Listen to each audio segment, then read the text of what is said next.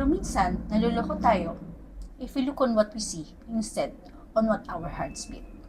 Kahit sinabihan ka na, nagkaroon ka na ng mga signs. I admit that time, hindi magandang pakiramdam ko. May warning na, may kaba na. Sabi nga, trust your gut. Pero binaliwala ko.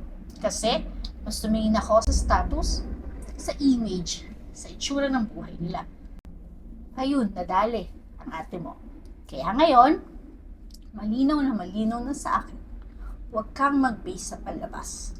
Huwag sa pera, sa title, sa lifestyle, o kahit ano pang label yan. Ang basihan dapat ay character at direction ng puso. At higit sa lahat, fix your eyes upon the Lord. Kapag nakapokus ka sa Lord, mas magiging sensitive ka sa discernment. Maririnig mo ang warning niya, matututo kang maghintay, magtanong, at magsabi ng hindi, kahit mukhang magandang opportunity. Kasi, mas mahalaga ang peace kaysa profit. Mas mahalaga ang obedience kaysa success.